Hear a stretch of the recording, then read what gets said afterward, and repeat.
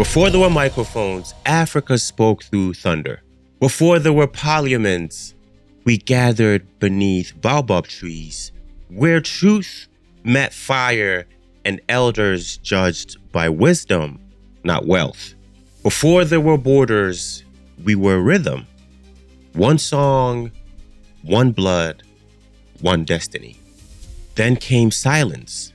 Silence carved with bayonets and treaties written in foreign tongue.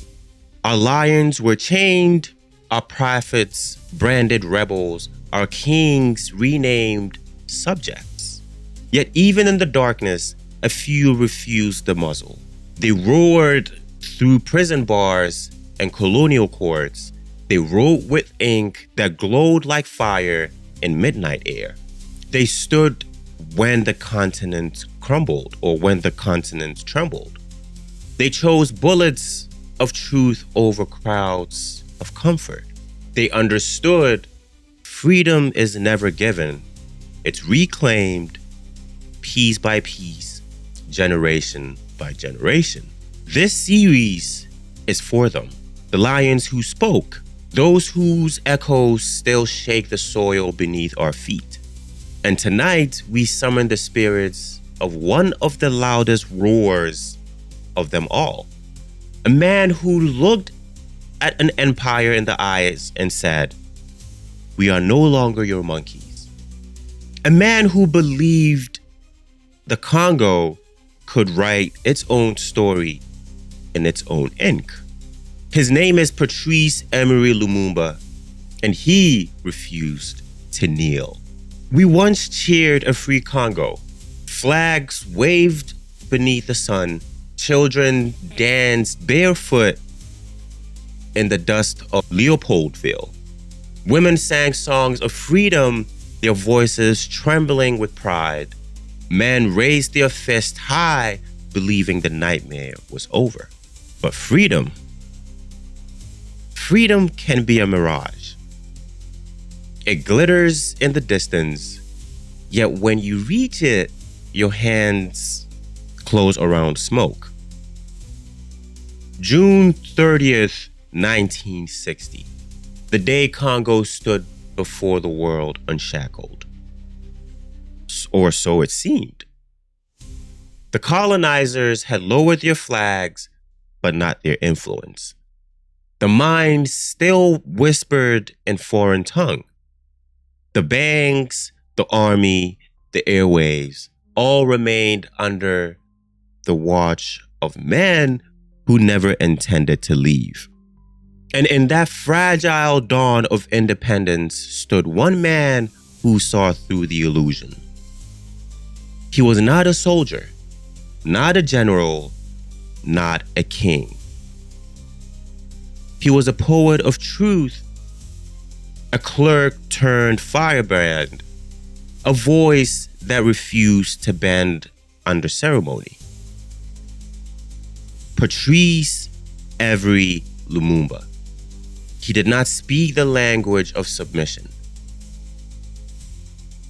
He spoke the raw dialect of liberation, sharp, unpolished, and dangerous. To some, he was hope. To others, a threat. To his people, he was the answer to centuries of silence. Because on that day, as the new flag of Congo was raised, a war of shadows began. Not of armies, but of ideologies. Not of borders, but of control. At the heart of it all was one man. One voice, one vision that refused to kneel. Every revolution begins with a leader. And Patrice Lumumba was a leader. Born July 2nd, 1925 in the village of Onalwa, deep in the Congolese heartlands, he came from no royal bloodline. He was the son of a farmer raised between red earth and the prayers of a mother who believed her son would touch the sky. As a young man, Lumumba worked as a postal clerk. He sorted letters by day, and at night, he sorted ideas. He devoured books by Voltaire, Rousseau, and Thomas Paine, the same philosophers the colonizers quote when speaking of their own freedom. He realized then liberty cannot have a white face. In the 1950s, Congo was still under the brutal thumb of Belgian rule, a system called African Evolue, where they behaved like Europeans and savages when they didn't. But Lumumba was neither. He walked in their classrooms and learned their language, not to imitate, but to dismantle. He joined cultural circles, writing essays that questioned Belgian paternalism. He called for dignity, not charity. And when he spoke, people listened. His words carried the rhythm of drums, the discipline of intellect, and the defiance of a man who tasted truth. In 1958, he founded the movement National Congolais, or the Congolese movement, the MNC, the first political party to call for a united, independent Congo. Now, while others campaigned for tribal advantage, Lumumba spoke for one nation. From the rivers of Stanleyville to the mines of Katanga, tribalism, he warned, is the weapon of those who feared unity. His charisma burned brighter than the Belgian spotlight could contain. In Brussels, where they whispered his name with irritation, in Accra, Nkrumah called him a brother. Across Africa, students pinned his face beside images of Sekou Touré and Nyerere, men who had begun to shape a new dawn. By 1959, Lumumba had become the voice of the Congolese independence movement. Arrested, beaten, silenced. Yet his imprisonment only amplified his message. From his cell, he wrote, "The day will come when history will speak, but it will not be the history Brussels teaches. Africa will write her own." And so when Congo finally held its elections in May of 1960, despite sabotage and manipulation, Lumumba's MNC swept the vote. At just 35 years old, he became the first prime minister of the independent Democratic Republic of Congo. But the same flames that lit his rise could soon attract the moth of empires. Because the Congo was free on paper, but beneath its soil lays the world's greed. June 30th, 1960 was Independence Day. The Palais de la Nationale in Leopoldville was dressed in velvet pride and political theater. The Belgian king, Bourdain I, stood at the podium, his medals shining like trophies of conquest. He began his speech with the grace of a man still drunk on an empire. He praised his great uncle, King Leopold II, called him the genius who brought civilization to the Congo. He spoke of Belgium's mission to uplift the African soul, and the room full of diplomats, generals, and Belgian press nodded politely, expecting a soft, obedient reply. But when Patrice Lumumba arose, something shifted.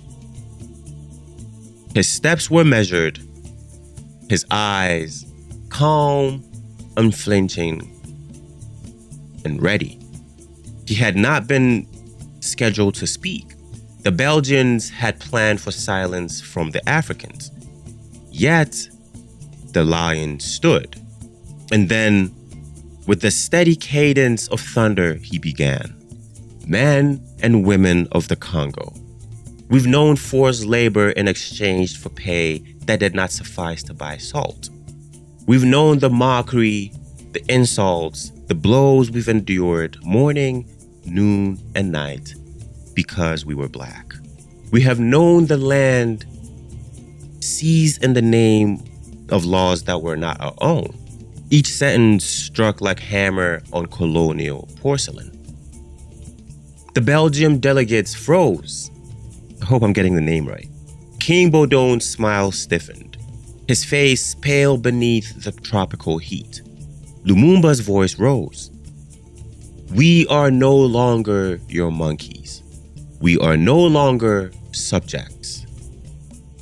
We are the people. We are a people standing proud, masters of our destiny. The crowd gasped. Some cried. Others trembled, sensing that history had just broken free from its chains. He didn't beg for friendship. He demanded equality. He didn't thank Belgium for civilization. He declared Congo's suffering its own crucifixion. It was not a speech, it was an exorcism, public cleansing of the lie that colonialism had been a gift. Lumumba's words ricocheted across Africa. In Accra, Kwame Nkrumah's cabinet erupted in applause. In Nairobi, young students copied his lines by hand. In Brussels, in London, and in Washington, the message was clear. This man will not kneel. That day, Lumumba became more than a prime minister. He became a symbol of defiance, of dignity, of the unforgiving sin of speaking truth to empires. But symbols in the eyes of empires are dangerous things. And before the ink dried on Congo's constitution, plans were already being drawn to erase him. Freedom had barely drawn its first breath when the vultures began to circle. Within weeks of independence, the Congo, vast, rich, unguarded, became the chessboard of the Cold War. To the Belgians, Lumumba was insolent. To Washington, he was a potential communist. To London, he was a destabilizing influence. But to the Congolese, he was simply hope made of flesh. And that made him dangerous. The Belgian government, unwilling to lose control of its treasure chest, began to move. Inside Congo's borders, Belgian officers still commanded the army, the force publique, even after independence. They whispered mutiny in the young soldiers' ears, telling them that the new black leaders were unfit to rule. On July 5th, 1960, the army erupted, a mutiny that spread like wildfire. Belgians used it as justification to send in troops claiming to protect its citizens. But those troops did not protect, they occupied. In the chaos, the mineral-rich Katanga province, the golden lung of Congo, declared secession under Moise Tsumbe, a politician bankrolled by Belgian mining corporations like Union Minière du Haut-Katanga. Behind him stood white mercenaries, corporate lawyers, and Western diplomats who smiled for the cameras while plotting the dismemberment of the new nation. Lumumba saw what was happening. He appealed to the United Nations, pleading for help to expel the Belgians and restore order. The UN, led by Secretary General Dag Hammarskjöld, I hope I'm saying that name right, Hammarskjöld, responded with a polite neutrality, a bureaucratic shrug while Congo burned. Behind the scenes, the US and Belgium worked to block any meaningful US intervention that could strengthen Lumumba's hand. Frustrated, Lumumba turned, not out of ideology, but desperation. He turned to the Soviet Union, asking for logistical aid to fight the secession in Katanga. He received planes, he received trucks, and technicians. To the West, this was proof enough. A young leader seeking support outside their grip was now branded a communist pawn. Lumumba's removal must be an urgent priority, wrote Allen Dulles, director of the CIA, in August of 1960. He is a danger to the interests of the free world. A coded message followed, greenlit for action. The CIA established Operation Wizard, recruiting local intermediaries and intelligence officers to neutralize Lumumba. The Belgian Sûreté de l'État shared reports, surveillances, and access to the Congolese Army's command. Even the colonial mining executives provided funding channels. One of the men that they will rely on was already close to Lumumba, a soldier he had once trusted, a young man named Joseph Désiré Mobutu. The stage was set. A prime minister barely 3 months in power, standing on an island of enemies, encircled by spies, threatened by mutiny, betrayed by the very institution meant to defend him. And as the embers of his defiance spread, the empire sharpened its knives. Every revolution carries within it a Judas. And for Prime Minister, or for Patrice Lumumba, his name was Joseph Désiré Mobutu. Mobutu, the ambitious colonial Lumumba had trusted to bring order to a young, restless army. He was charming, disciplined, fluent in the languages of both soldier and spy.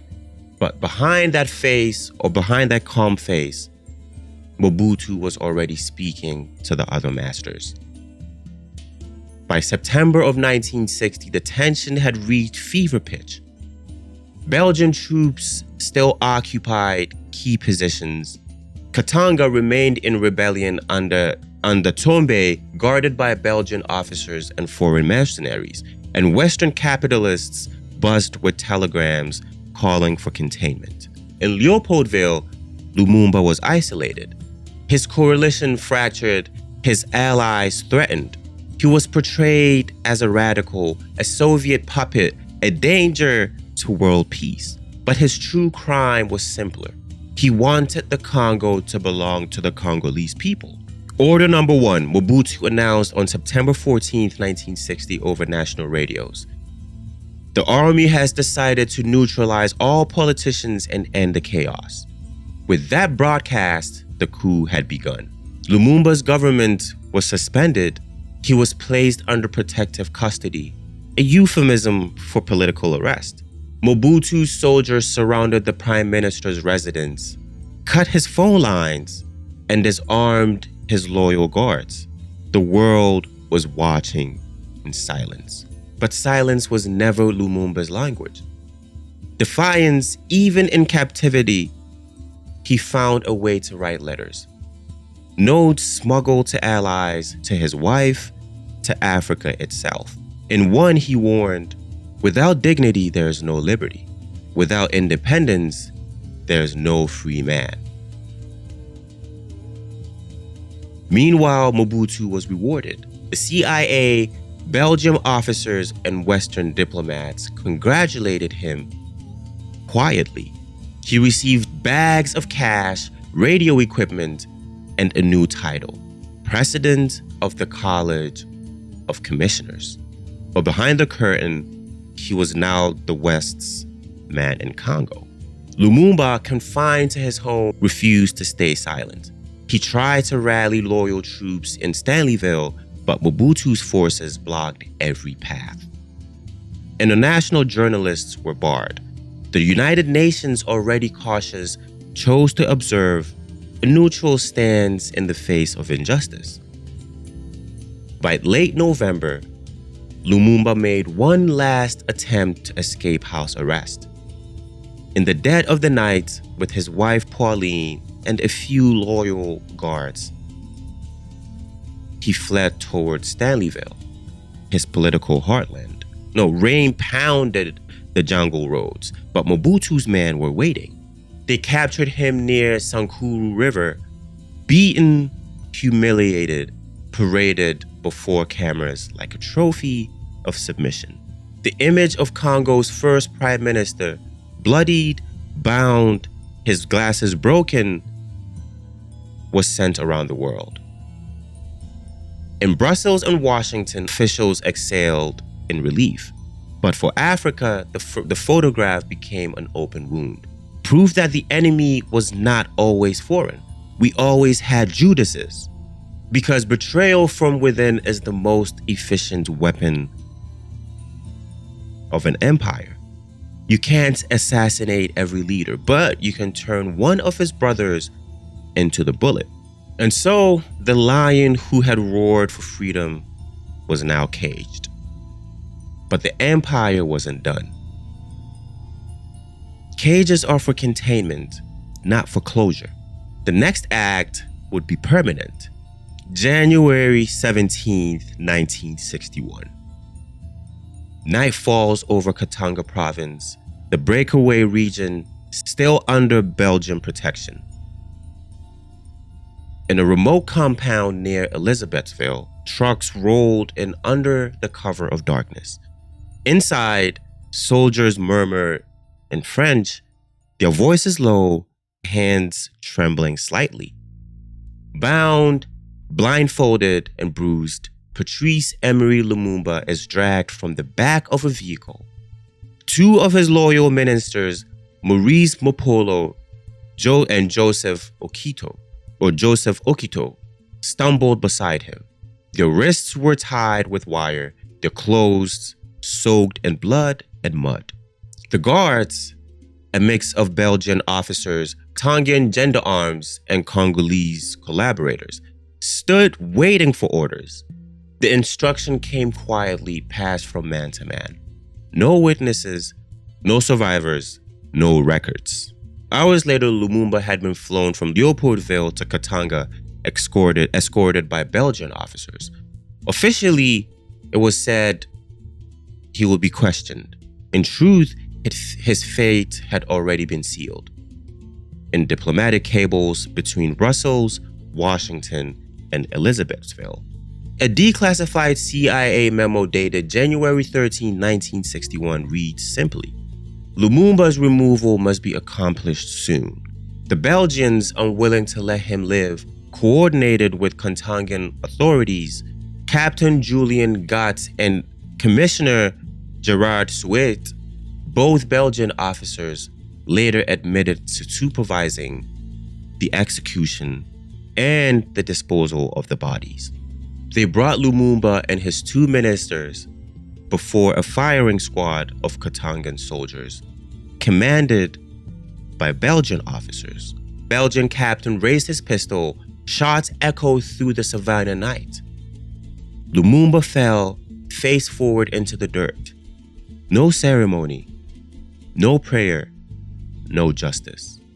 Later that night, under the same generator's light, the officers returned. They exhumed the bodies, hacked them up into pieces, and then dissolved them in sulfuric acid. Souet would later boast, decades after the crime, that he had kept one of Lumumba's teeth as a souvenir. No, how do you erase a man whose voice already lives in the wind?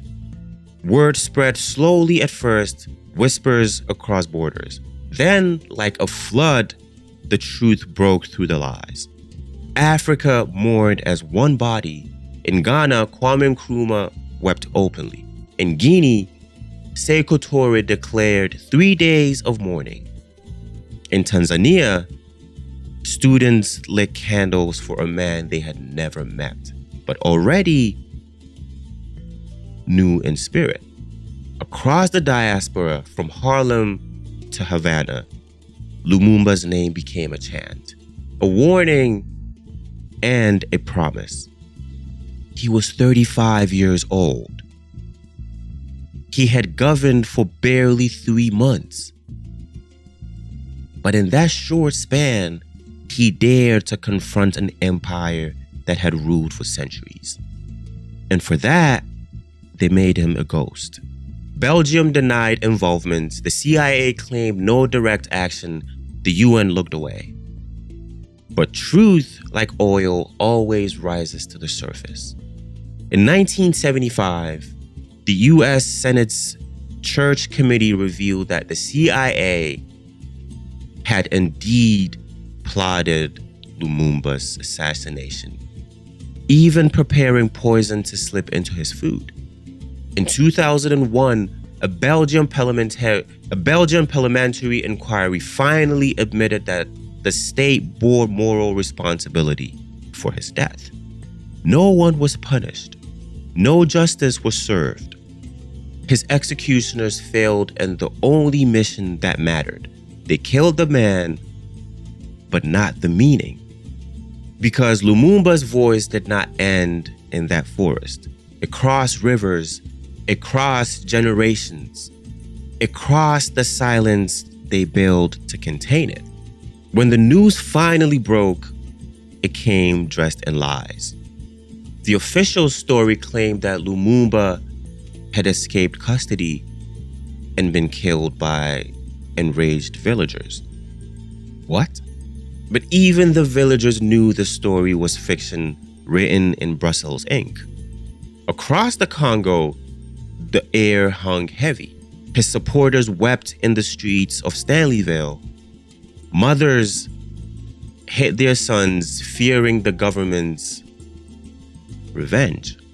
Newspapers that dared to print the truth were seized.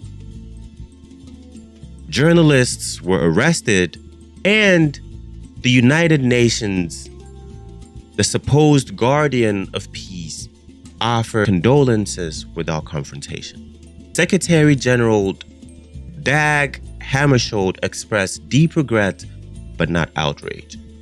The UN had watched Lumumba's arrest, watched his transfer, and done nothing. African diplomats at the UN from Ghana, Guinea, and Mali slammed their fists on the table, demanding accountability. But the West turned the page. Congo's pain became a footnote in the Cold War. Behind the headlines, the machinery of cover-up began its work. Belgian officers filed false reports. CIA cables were classified under national security. Witnesses were silenced, exiled, or quietly disappeared. In the same year, Mobutu, backed by Western funds, consolidated power. He would rule the Congo for over 3 decades. Rebranded it as Zaire, a nation built on fear and foreign dependency. The dream Lumumba died for was buried beneath propaganda, contracts, and polished lies. Yet the truth refused to stay silent or stay buried. In 1966, Congo's youth rose again, chanting Lumumba's name in the streets. They carried portraits of him as a martyr, not of defeat, but defiance. Statues were raised, songs composed, children named Patrice in his honor. The global South began to see Lumumba not as a victim, but as the first African statesman to reveal how freedom without control of resources is still slavery. In 2001, Belgian Parliament released a long-delayed inquiry. Its report admitted moral responsibility for Lumumba's death, a polished confession with consequence. No minister was charged, no reparations were made, but the symbolism mattered. Even the empire could no longer hide behind history's curtains. Then, in 2022, 61 years later, or 61 years after the murder, Belgium finally returned Lumumba's last known remains. A single tooth, yellowed by time, sealed in a glass box. It was handed to his family with ceremony and cameras, as if to cleanse a conscience centuries old. How do you apologize for erasing a generation? How do you return the dignity of a nation with a tooth? Lumumba's death did not end Congo's exploitation. It revealed it. Because soon after his fall, the same corporations, Union Minière, Tanganyika concessions and the Western shareholders expanded operations in Katanga. Cobalt, copper, uranium, the same elements that powered foreign economies, were extracted from Congolese soil while its children starved. His blood became oil for their machines. His silence became profit. And Congo became a case study on how to kill a leader and keep the colony alive. But even through the lies, a question refused to die. If Lumumba had lived, what would Congo be today? Where would my brother Jean, who's from Congo's country, be like today? They killed the man, but not the message. Okay? They burned his body, but not the belief. Because a seed planted in truth does not die, it becomes the forest. In the years that followed, the spirit of Patrice Lumumba wandered across Africa, finding new voices to speak through. In Ghana, Kwame Nkrumah echoed his dream of continental unity.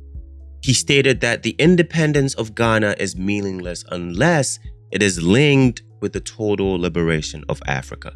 In Burkina Faso, a young Thomas Sankara declared, "He who feeds you controls you," calling for self-reliance, people's power, and dignity, the same heartbeat that Lumumba carried to his grave. In Tanzania, Julius Nyerere built Ujamaa, an African socialism rooted not in Marx, but in the village, in the kingship, in Ubuntu. In South Africa, decades later, Nelson Mandela will say from his cell, "Africa will never be at peace until it has achieved its freedom." Each of them, different lands, same fire. The echo of Lumumba's roar. Today, his words feel carved into the continent itself. When Mali, Niger, and Burkina Faso reject military dependency, Lumumba speaks. When Ghana and Congo debate how to refine their own gold and cobalt, Lumumba speaks. When African students rise against corruption and neo-colonial debt, Lumumba speaks. He lives wherever an African asks who truly owns our soil. Because Lumumba was not just a man. He was a mirror, a reflection of what Africa could be if it refused to kneel. His legacy forces us to confront uncomfortable truths. We gain flags, not factories. We gained parliaments, not power. We gained independence without sovereignty. But Lumumba's dream was not naive. It was prophetic. He saw that Africa's wealth, its gold, its copper, its diamonds, its cobalt, its coltan, its intelligence would remain captive until Africans learned to stand together as one body. And that lesson, 6 decades later, still burns through the veins of the young. Students in Kinshasa still quote him, or artists in Lagos paint him. Revolutionaries in Ouagadougou invoke his name before marches.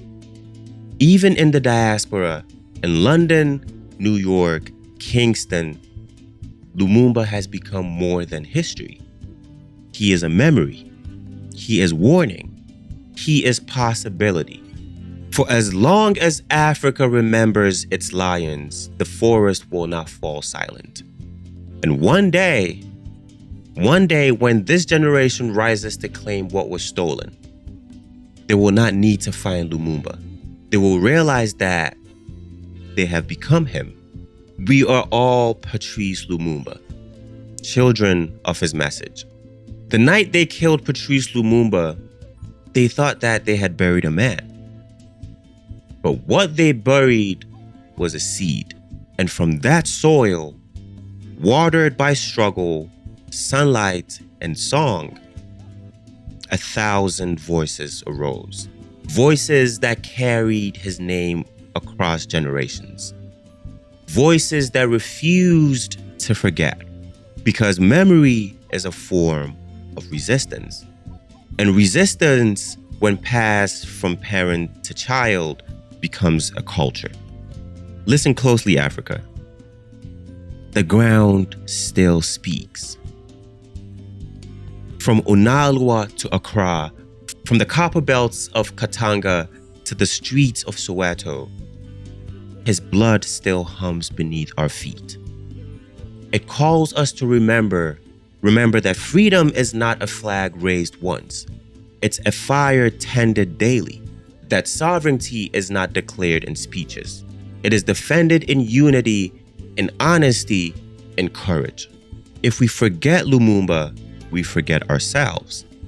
If we trade our destiny for donations, our future for loans, then we have killed him twice. But if we rise, if we educate our children, build our own factories, our own stories, then, my friends, then Lumumba rises with us. Africa's lions were never extinct. They were simply waiting for silence to end. And as the sun sets over the Congo River tonight, we leave you with his final words, written from captivity, smuggled out before his death. History will one day have its say. It will not be the history written in Paris, in Brussels, or Washington, but the history of a new Africa, written in the hearts of its sons and daughters. The man who refused to kneel still walks among us, not as a ghost, but as a guide, not as a martyr, but as a mission. So to every African watching this, remember, they can silence a voice, but they can never silence a vision. Stand tall, reclaim the story, defend the dream, and never, ever, ever kneel.